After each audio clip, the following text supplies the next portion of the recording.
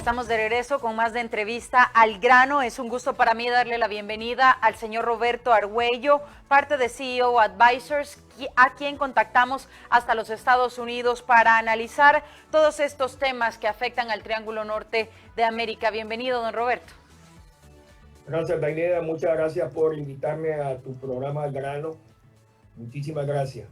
Gracias a usted por su tiempo. Don Roberto, antes de iniciar este programa, presentamos las últimas declaraciones del presidente. Ha sido muy amplio durante esta conferencia de prensa, pero básicamente recalca que se ha reducido el narcotráfico en Honduras y ha dicho hoy algo muy interesante en este discurso. Ha dicho que la Fiscalía de los Estados Unidos no lo sabe. Al parecer, las acciones que ellos han tenido contra el narcotráfico en el país. ¿Qué piensa usted de la Fiscalía estadounidense al vivir en los Estados Unidos durante muchos años? Mira, yo soy un estudiante de cómo funciona el Departamento de Justicia de Estados Unidos. Tú tienes un fiscal general que en estos momentos cambió hace un mes. Y luego tú tienes, hay diferentes fiscales dentro del fiscal general. Resulta que dentro de la Fiscalía de Nueva York, y déjame explicarte que la Fiscalía de Nueva York ha sido bastante independiente del presidente y del mismo fiscal general. Te recuerdo que esta fiscalía es la que está estudiando si le mete cargo o no al expresidente Trump. Y eso que el presidente Trump trató de ver cómo su fiscal general influía en la Fiscalía de Nueva York y no pudo. O sea que los fiscales que hay en diferentes partes de Estados Unidos, y en especial la Fiscalía de Nueva York, es bastante independiente. Ese es un tema. El segundo tema es que la Fiscalía de Nueva York es donde se han radicado los casos de narcotráfico de la mayoría de las personas que han salido expulsadas o traídas hacia Estados Unidos desde Honduras. Y entonces los fiscales de ahí han estado estudiando cómo es que funciona todos estos temas de narcotráfico en Honduras. Y ahí es donde están radicados 100% de estos casos. Los fiscales no tienen absolutamente nada que ver con el Departamento de Estado ni el Departamento del Tesoro. Son departamentos independientes que tiene el Estado de Estados Unidos. Luego, los fiscales viven haciendo una serie de aseveraciones, ¿verdad? No solamente contra el presidente Hernández, sino contra mucha gente que tienen que ser probados. Lo cierto es que yo creo que puede ser que personas que han sido en estos momentos ya enjuiciadas en Estados Unidos, por el motivo que sea, lo han señalado a él, y estos fiscales que están en Nueva York, ¿verdad? Tienen algo en la manga contra el presidente, que no se sabe. Se va a saber en un momento dado cuando ellos le hagan o no le hagan cargos. Pero lo cierto es que en estos momentos contra el presidente Hernández no hay cargos aquí en Estados Unidos. Claro, don Roberto, es interesante seguir analizando su punto de vista sobre estos temas. Y es que un fiscal, para iniciar un proceso en los Estados Unidos, tiene que tener medios probatorios suficientes como para asegurarse que va a ganar ese caso. Hablemos un poco del récord que tiene la Fiscalía por ganar casos en los Estados Unidos. Fíjate tú de que en el caso de narcotráfico es casi un 99.99% del caso, ¿verdad? ¿Por qué? Porque dentro de la Fiscalía utiliza la DEA. La DEA tiene mucha información y trabaja con las diferentes agencias de inteligencia de Estados Unidos, ¿verdad? Pero en este caso en específico, de lo que se ha estado mencionando contra el presidente Hernández, son declaraciones que han hecho personas que están siendo enjuiciadas por narcotráfico y narcolavado en Nueva York. Entonces hay que ver cuáles son esas acusaciones y qué evidencia tiene la Fiscalía, que es obvio que en estos momentos no la van a sacar. La sacarían en un momento de un juicio. ¿Qué entonces nos deja como mensaje de país que el presidente haya dicho que la DEA tiene algunas pruebas que podrían protegerlo a él, diciendo que había escuchas o grabaciones de algunos narcotraficantes, refiriéndose a él como que es muy arisco, que no iban a poder convencerlo de estos delitos. ¿Qué opina usted de estas declaraciones del presidente? Lo que yo creo es de que el presidente está en su pleno, total y absoluto derecho a defenderse. Y lo cierto es que el récord ha indicado que durante la presidencia de él, el narcotráfico en Honduras ha bajado. Eso no significa de que la Fiscalía de Nueva York no tenga cosas que lo puedan acusar a él de actos ilícitos, ¿verdad? Entonces, ahorita lamentablemente lo que hay es demasiada especulación. Y aquí en los Estados Unidos, hasta que existe un juicio es cuando uno se da cuenta si es culpable o no es culpable. Claro, es muy importante para el país también ya la sentencia de Juan Antonio Hernández Alvarado el próximo 30 de marzo, ya la próxima semana. ¿Cómo ve esa petición por parte de la Fiscalía a la Corte de que se le asigne una cadena perpetua a Juan Antonio Hernández, hermano del presidente Hernández? Yo creo que es factible que pase eso. Ahora, déjame explicarte una cosa, Dainera, lo que está pasando en los Estados Unidos, que tiene consecuencias también con lo que está pasando en Nueva York. Resulta que hay en estos momentos 5,000 niños que han venido sin sus padres. La frontera de Estados Unidos está invadida de personas que están huyendo de Honduras. Y la administración Biden tiene entre ceja y ceja de que todas estas personas que están viniendo a Estados Unidos, la gran causa es la corrupción que existe en Honduras, que existe en El Salvador y que existe en Guatemala. Pero el país que está en el ojo del huracán se llama Honduras. ¿Cómo puede ser de que en Washington se hable más de Honduras que se esté hablando de los problemas que existen con China y con Rusia? Hoy, casualmente, en el Comité de Relaciones Exteriores del Senado de los Estados Unidos, presidido por el poderoso senador Bob Menéndez, se habló muchísimo sobre el tema de las elecciones de Honduras. Entonces, yo creo que es muy importante entender de que en veces hay temas que los fiscales hacen para ver cómo influencian en los países, no solamente la evidencia que existe, si hizo o no hizo, si es narcolavador o narcotraficante, pero sí también, fíjate tú, que puede ser que el Departamento de Justicia esté hablando con el Departamento de Estado para que en Honduras verdaderamente venga un cambio con estas elecciones que van a haber en noviembre. ¿Qué opina don Roberto Argüello de esta noticia publicada por The New York Times en donde dice Honduras, un gran dolor de cabeza para Biden? ¿Cree que esto sea así realmente para Joe Biden? El dolor de cabeza número uno para Joe Biden es Honduras. Y las elecciones, te recuerdo que en los Estados Unidos hay elecciones cada 2 años para el Congreso y luego se renueva 1/3 del Senado y cada 4 años es las elecciones para presidente. Las elecciones Joe Biden las va a ganar dependiendo de lo que pase en Honduras y si logra detener la migración que está viniendo a los Estados Unidos, que son miles y miles de personas que están entrando a Estados Unidos, cosas que los norteamericanos no quieren. Pero también yo como persona hispana me da un enorme dolor ver todos estos niños que están entrando aquí sin sus padres. Así es que para contestarte la pregunta, el objetivo número uno de la administración Biden en estos momentos, porque le va a causar un enorme daño con su base demócrata y le va a causar, si gana o pierde las elecciones en 2 años para el Congreso, es si logra detener esta migración que está viniendo de Honduras. Y esa migración se va a detener siempre y cuando el pueblo tenga trabajo, no hayan matanzas en Honduras, se pare la corrupción y que llegue la inversión a tu país.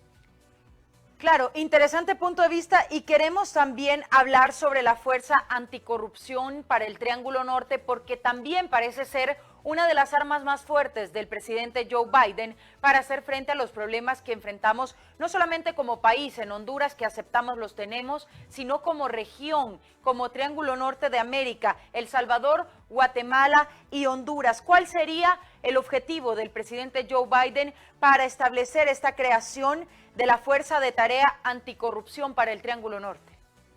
Mira, es bien sencillo, es detener la corrupción. Ahora, el tema es cómo se implementa. Yo te lo voy a decir de esta forma. Sé que en estos momentos se está preparando una lista de corruptos en Honduras, en El Salvador y Guatemala. Para que exista la corrupción, tienen que haber gobernantes corruptos, pero también tienen que haber personas que coluden con estos gobernantes.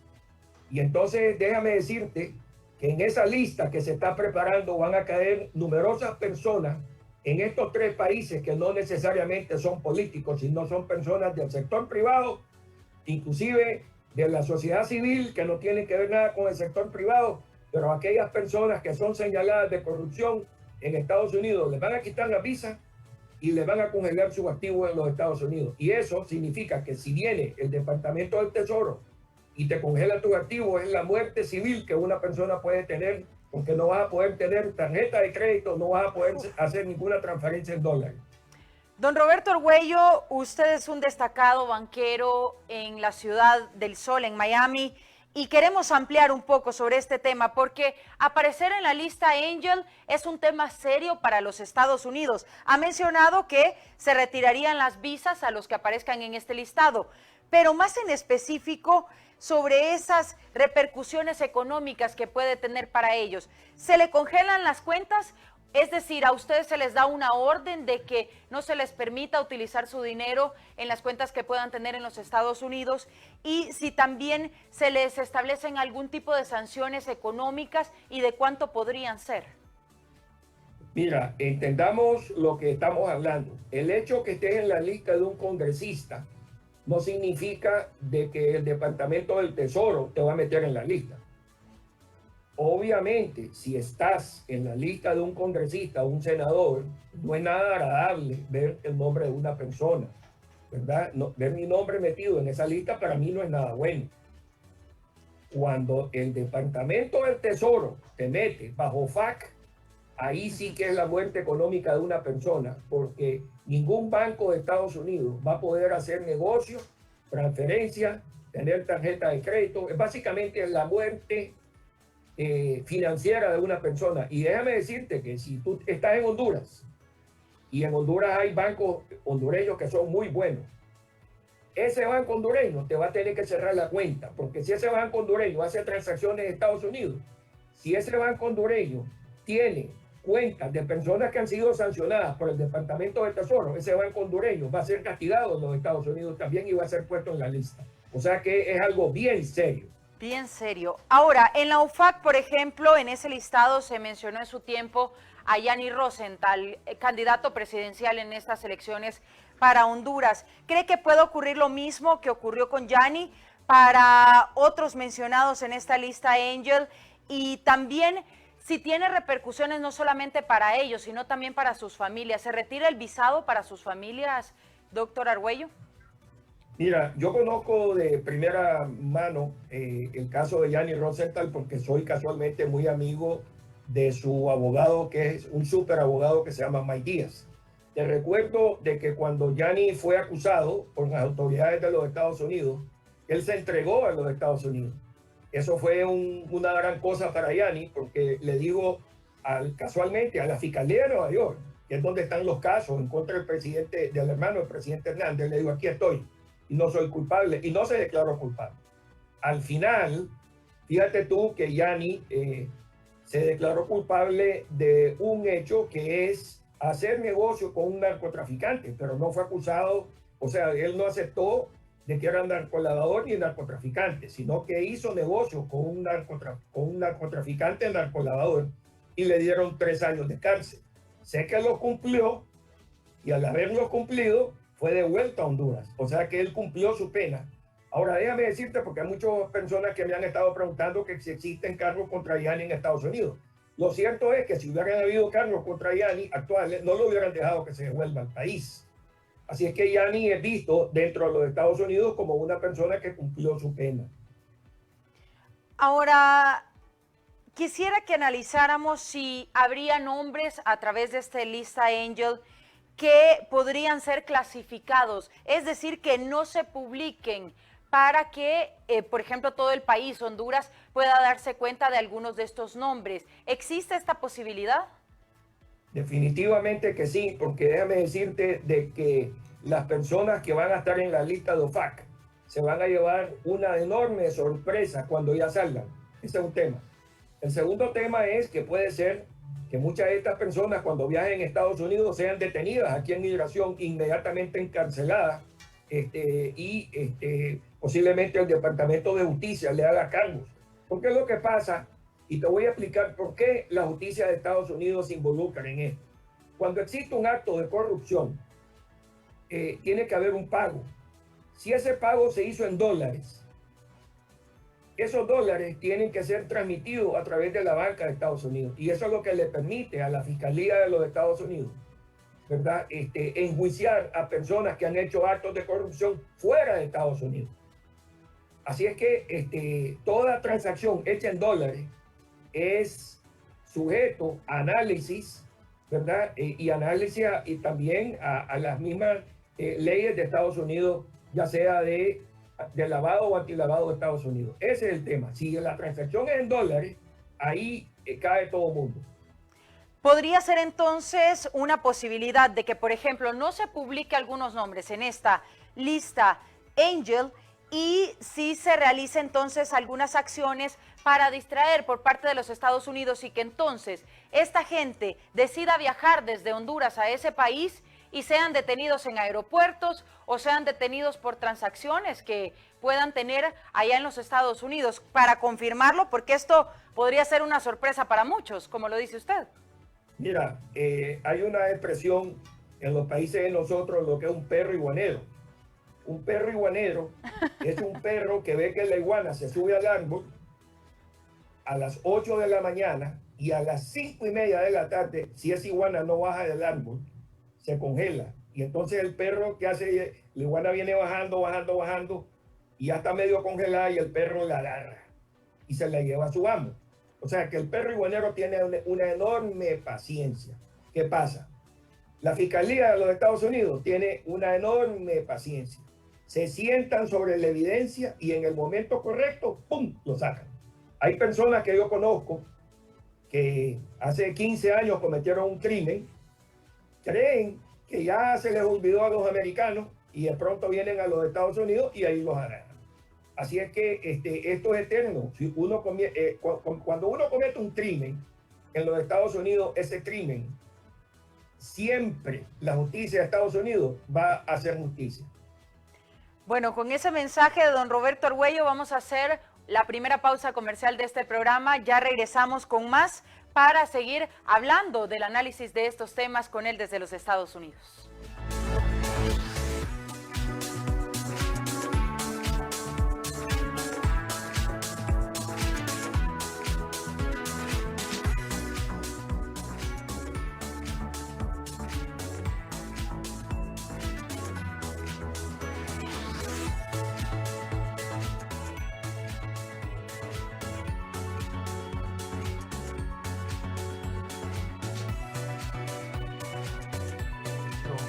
¿De qué lado estaban cuando intimidaron a la gente para que no votara por mí? Se opusieron a mi elección, abiertamente. Luego hay otra reunión de los narcos, de Leonel Rivera Maradiaga, el Cachiro, Carlos Arnoldo Lobo, el Negro Lobo, y Nicolás Rivera después de las elecciones. Es el día 3 de diciembre del 2013. Cuando saben que Juan Orlando será presidente y donde los narcos dicen sin tapujos, ahora sí nos va a derrotar. Realmente, la palabra que usaron no fue realmente derrotar. Usaron otra palabra, una palabra corta y vulgar. Pero eso es lo que significó. Así que estaban quedando grabados en una cinta días después de mi elección, mostrando que conmigo los narcos no tenían trato, ni protección, ni influencia, ni impunidad, ni esperanza, ni futuro. Estaba perfectamente claro que las medidas que tomé nunca las habría tomado ningún líder que que estuviera involucrado con los narcotraficantes o intimidado por los narcos. Lo que hice antes de ser presidente de la República demostró que lucharía contra los narcos y los llevaría ante la justicia. Comprendieron que conmigo se acabó el juego.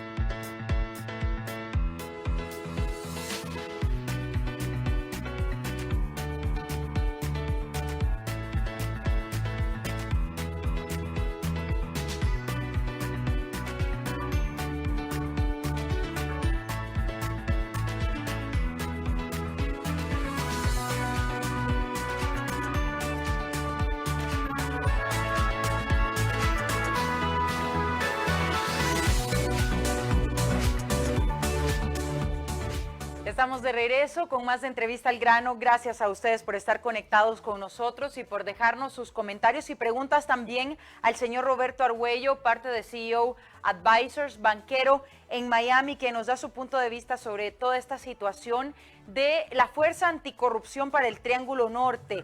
Queremos referirnos a este tema y en este segmento ahondar más en este tema tan importante. ¿Cómo considera usted, don Roberto Argüello, los perfiles de los involucrados para esta Fuerza Anticorrupción para el Triángulo Norte? Le recuerdo quiénes estarían: el asistente especial del presidente y director principal del Consejo Nacional de Seguridad para el Hemisferio Occidental, Juan González, y el enviado especial para el Triángulo Norte sería Ricardo Zúñiga. ¿Qué opinión le merece?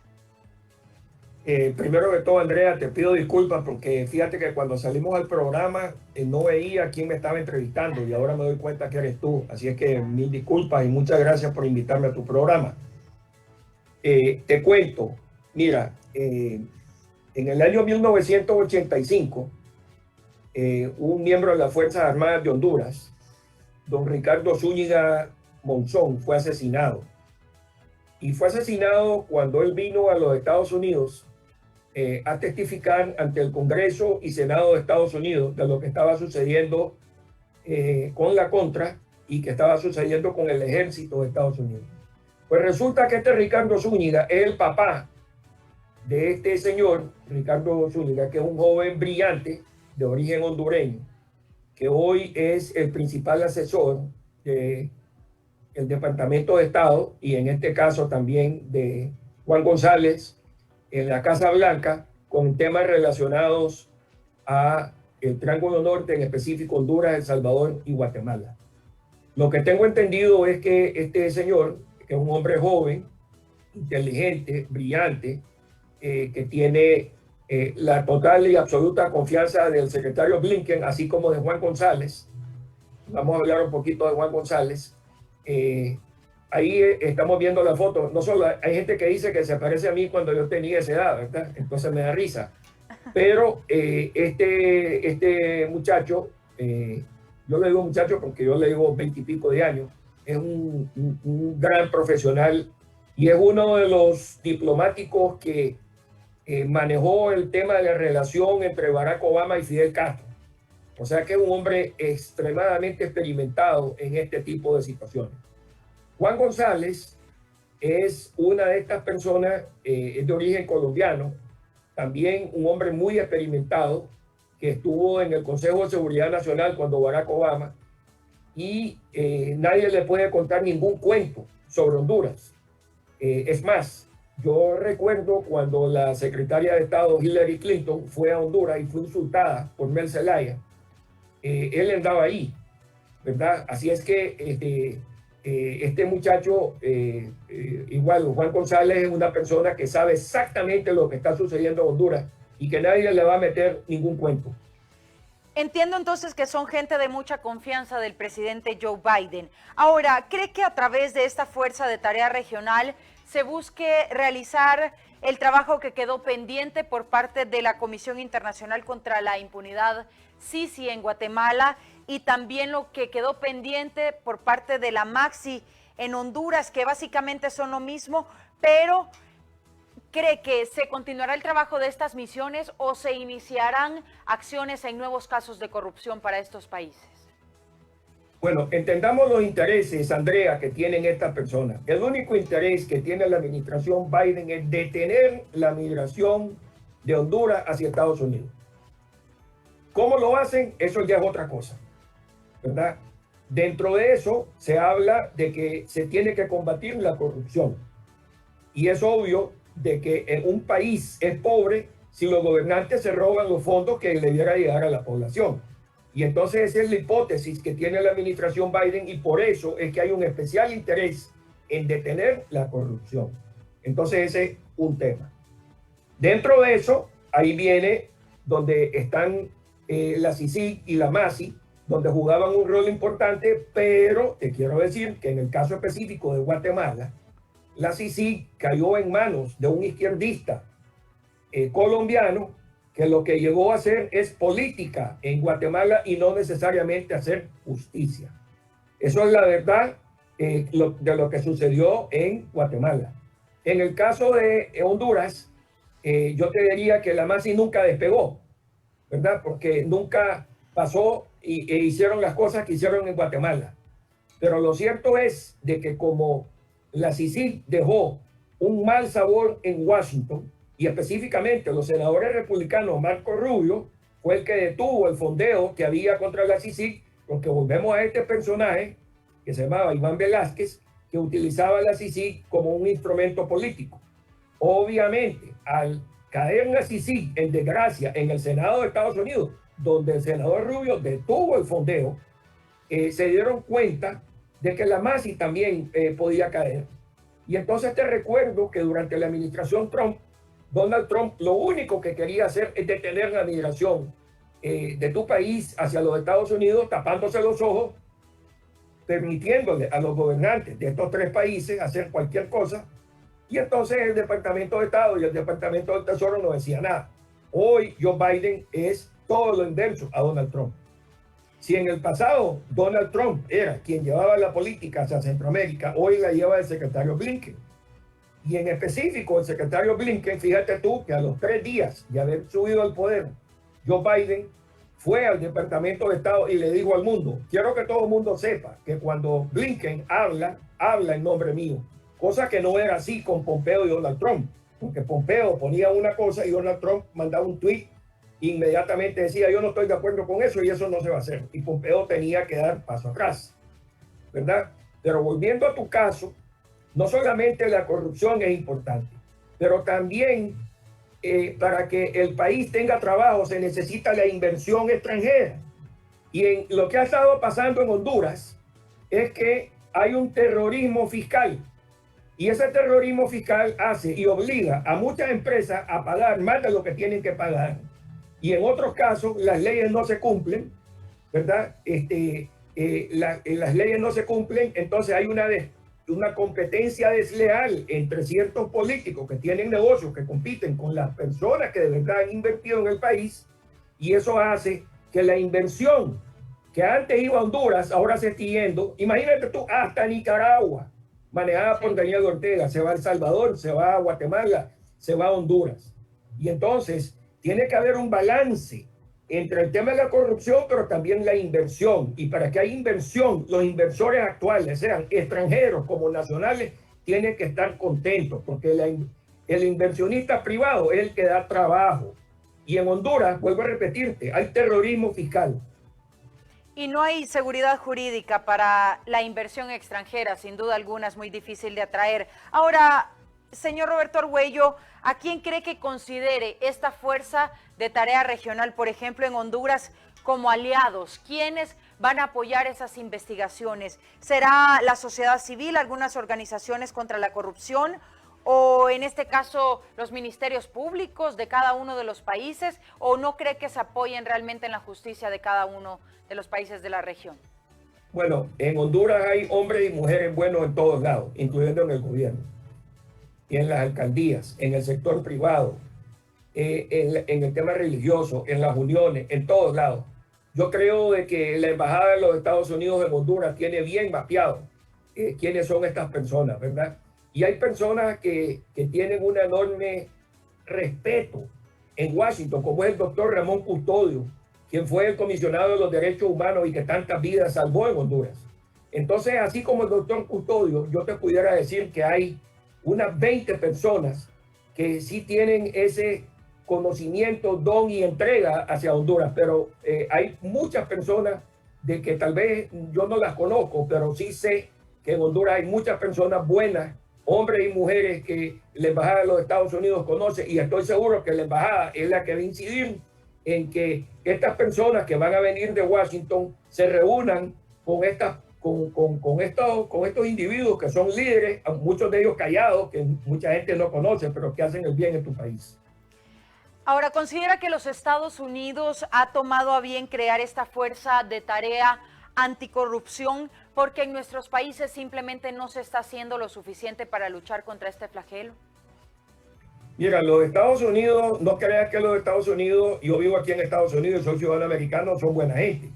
No lo están haciendo por buena gente ni por caridad, lo están haciendo porque tienen intereses. Y los intereses de Estados Unidos en estos momentos es parar la migración. Y la forma de parar la migración es deteniendo la corrupción que le quita los dólares que necesita el pueblo para salir adelante, ¿verdad? Así es que esto no lo están haciendo porque los americanos tienen un gran corazón, sino porque es a favor de los intereses de Estados Unidos hacer esto. Qué interesante. Ahora queremos hablar sobre este tema de la lista Angel. Se ha mencionado que podría salir el próximo martes 30 de marzo, pero esto no representa un límite. Es decir, ¿estas listas se pueden publicar en cualquier fecha o tienen en los Estados Unidos algún tiempo récord para hacerlo? Mira, yo he estado platicando con muchos amigos y yo he trabajado en muchas de estas listas que inclusive se han hablado de Nicaragua y otros países, y es muy peligroso porque hay muchas personas que tienen intereses y no necesariamente estas listas son correctas, ¿verdad? Porque yo he visto, por ejemplo, en otros países que un competidor pone a su competidor, lo acusa de corrupto para quitarle el negocio, ¿verdad? Entonces hay que tener mucho cuidado de estas listas porque muchas de ellas están poniendo nombres ahí sin ningún fundamento. Es muy peligroso eso. También es muy importante saber qué iniciativa tiene más fuerza en los Estados Unidos, la lista Angel o la ley Magnitsky, de la que también se habla para el Triángulo Norte de América. Ah, no, la ley, porque la ley es la ley. Y esa ley, lo que pasa es que, fíjate que esa ley lo que dice es que el Departamento de Estado y el Departamento del Tesoro tienen que hacer esa lista. Pero una vez que estás puesto en esa lista y el Departamento del Tesoro avala, te meten en la lista de OFAC. O sea que ahí es serio. Ahora, una lista de un congresista, un senador, eso es irrelevante.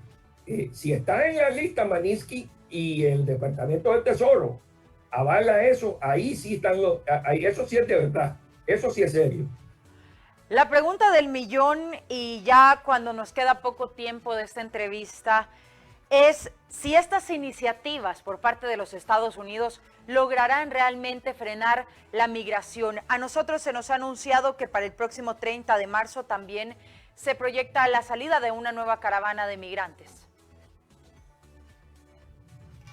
La verdad es que yo no te podría contestar esa pregunta, pero los esfuerzos sí los tiene que hacer la administración Biden, porque dependiendo de cómo controla la migración de Honduras hacia los Estados Unidos, Joe Biden y el Partido Demócrata ganan las elecciones en 2 años y gana la presidencia. Y te quiero decir que Joe Biden, quien tiene 78 años, se va a lanzar otra vez a los 82 años. Así es que para él es crítico porque esta situación que está sucediendo en la frontera de los Estados Unidos lo está golpeando políticamente en los Estados Unidos. O sea que la política exterior de los Estados Unidos en estos momentos está basada en la política del interior.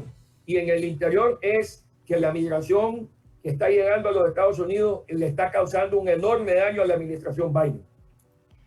También el presidente Joe Biden ha dicho que no es tiempo de que, por ejemplo, los hondureños partan hacia los Estados Unidos. ¿Cómo cree que cambien las políticas migratorias durante ya esta gestión del presidente Biden?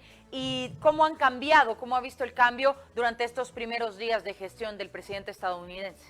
se van a endurecer, Andrea, ok, tienen que endurecerse porque al final, fíjate bien que la diferencia entre Donald Trump y Joe Biden es que yo creo que Joe Biden tiene corazón, pero al final Joe Biden es político y Joe Biden ganó la presidencia basada en ciertas políticas, pero esta situación le puede costar el poder a él.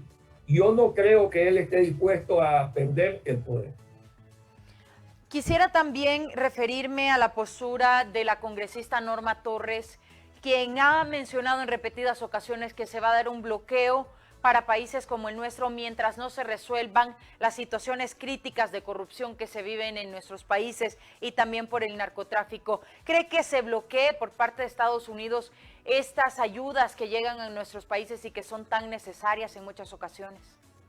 Mira, la congresista Norma Torres es una congresista importante, pero yo creo que nosotros en nuestros países le damos a ella más importancia a la que tiene, ¿verdad? Si lo que ella está diciendo lo dice el senador Bob Menéndez, que es el presidente del Comité de Relaciones Exteriores, yo pondría más atención.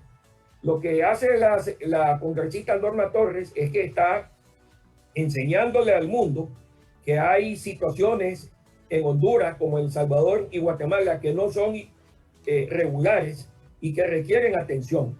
Entonces es como alguien que te está diciendo, ve, está pasando esto, está pasando esto, está pasando esto, pero le toca a personas de más alto nivel que ella en tomar acción y le toca a la administración Biden tomar acción. En el caso de cuando ella decía todas estas cosas, Donald Trump no le hacía caso. Vamos a ver si el secretario Blinken le pone atención.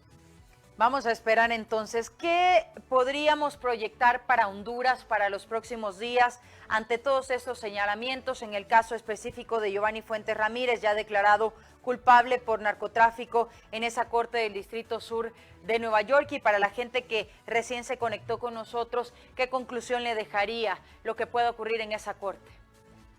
Bueno, lo primero que es que le toca a los hondureños de que hayan elecciones libres en tu país. Yo siempre he dicho que el único dolor que se permite es el ajeno. Si a mí me duele mi mano, el que tiene que curarse la mano soy yo. En el caso de Honduras, Honduras le duele a los hondureños. No le duele a los nicaragüenses, no le duele a los norteamericanos, no le duele a los mexicanos, le duele a los hondureños. Y los hondureños deben de exigir transparencia, deben de exigir que los gobernantes, los fondos que recibe el Estado sean correctamente utilizados, que no haya corrupción. Y te vuelvo a repetir que para que haya corruptos, tiene que haber personas que coluden con los corruptos. El sector privado no debe de permitir ese tipo de corrupción, ¿verdad? Fíjate que a mí, yo he estado analizando lo que ha estado pasando en República Dominicana con Honduras. En República Dominicana, hubieron gobernantes que fueron extremadamente corruptos, pero el pueblo en mera pandemia escogió bien y escogió al presidente Luis Abinader, que es un hombre de una sola pieza, es un hombre correcto. Y fíjate tú de que en esta pandemia el mejor país en América en estos momentos es Dominicana, porque el cambio se dio. Pasaron de un presidente no tan honesto a un súper honesto y a un súper gobernante, y ojalá que eso suceda en tu país. Ahora, los Estados Unidos lo que puede hacer es ayudar a que en Honduras existan elecciones transparentes, ¿verdad? Pero lo que no puede hacer Estados Unidos es escoger candidatos. Eso le toca a ustedes los hondureños, y le toca a los hondureños defender el voto. Sin duda. Le agradecemos, don Roberto Argüello, por su tiempo, por ese interesante punto de vista de la percepción que se tiene en los Estados Unidos sobre los problemas que enfrentamos como país en Honduras. Les invito a compartirla a través de redes sociales y a vernos mañana a las 7 de la mañana en repetición. Con permiso.